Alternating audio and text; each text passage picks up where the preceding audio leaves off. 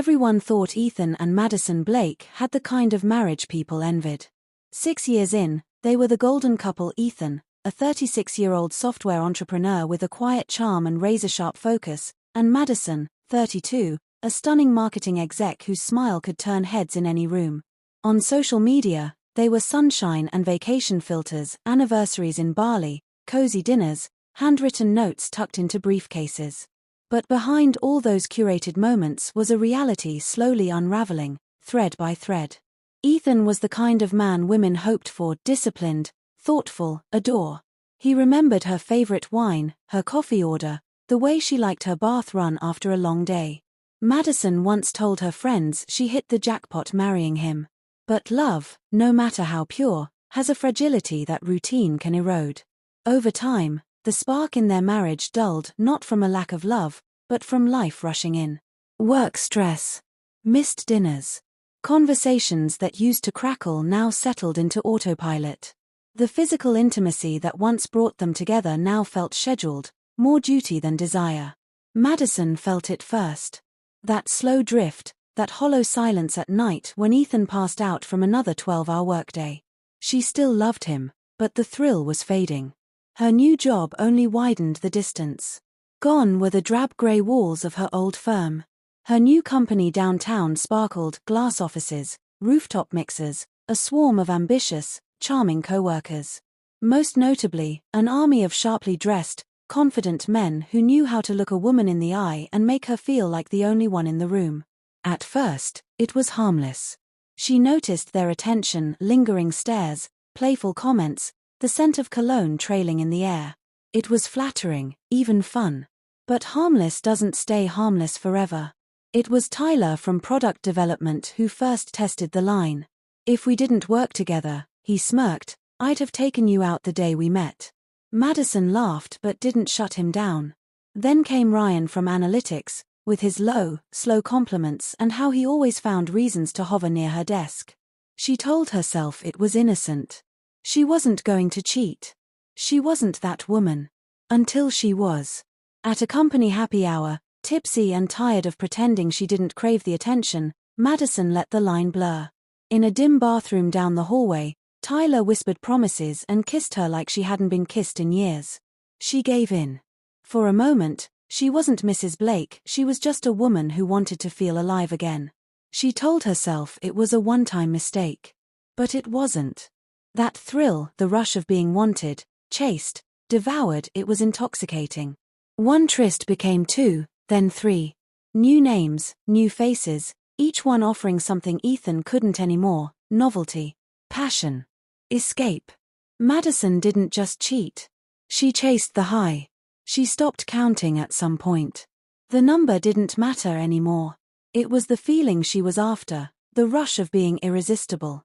And through it all, she played the part at home. She still kissed Ethan goodnight, still cooked his favorite meals.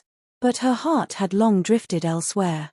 Ethan, blind with trust, never suspected a thing. Until Daniel saw something he wasn't supposed to. Daniel was a quiet guy from IT. He didn't flirt, didn't gossip, and definitely didn't play office games. But he noticed. The glances, the late-night meetings, the disappearances. Then came the footage, camera logs showing Madison slipping into restricted wings with co-workers, adjusting her blouse minutes later. Chat logs, screenshots, digital footprints of a double life. Daniel's stomach churned. He'd met Ethan once. The guy didn't deserve this.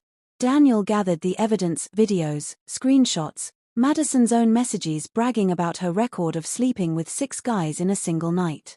She mocked Ethan in those chats, calling him clueless, boring, safe. Daniel couldn't stay silent. He wrote a simple email: "You need to see this. I'm sorry, but your wife is betraying you. Everything you need is attached." Ethan read it the next morning. He didn't believe it at first. Then he opened the files. His wife. His Madison. Laughing with other men, whispering promises in their ears, tangled in beds and stairwells. Naked, unashamed. The rage came slow, then fast. His world collapsed in seconds. But it wasn't the cheating that broke him, it was the mockery. The way she spoke of him, laughed at him, called him sweet but dumb. His love, his sacrifices, meant nothing. That night, Madison came home like always, humming from her car to the front door. Ethan sat at the dining table, lights off. Silent. Waiting. "Ethan," she called, dropping her bag. "Why are you in the dark?" He lifted his head slowly. "How many today?" he asked, voice flat. She blinked, confused. "What?" He tapped his phone. A video played. Her, exposed, straddling someone who wasn't him. Another video queued up. Madison's face drained of color. "Ethan, You mocked me," he said, voice trembling. "You laughed at me while I was cooking dinner for you. Do you even know how many times I defended you to people who warned me?" Tears welled in her eyes. It meant nothing. It was a mistake. Was it a mistake the first time? Or the 50th? His hand reached for the drawer. Madison's breath caught. "Ethan, please." A pistol slid onto the table. "You ruined everything," he whispered. What happened next wasn't loud. It was methodical. A shot to the stomach. Then her chest. She staggered, sobbing, crawling. But Ethan's world had gone grey. 14 rounds. One for each year he dreamed of growing old with her. Each one carrying the weight of betrayal. When silence fell again, Madison lay still. Unmoving. Blood pooled beneath her, soaking the hardwood floor that once felt like home. Ethan stood over her, chest heaving, the pistol empty beside him. For the first time in days, his hands stopped shaking. He dialed 911. "I just killed my wife," he said calmly. "Send the police. I'll be waiting." He sat on the couch. Minutes later, red and blue lights flashed outside. Officers shouted. He walked out with his hands raised. No resistance. No words. Just silence. The courtroom was packed. The media swarmed. Headlines screamed husband shoots wife 14 times after cheating reveal.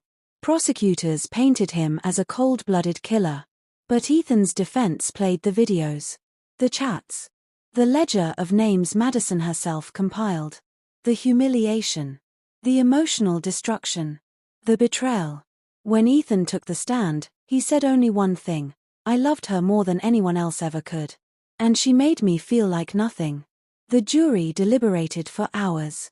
The verdict: voluntary manslaughter. 25 years. Emotional disturbance acknowledged. Ethan didn't cry. He didn't flinch. As they led him away, he made eye contact with Daniel, the man who'd pulled the trigger on the truth. Daniel gave a subtle nod.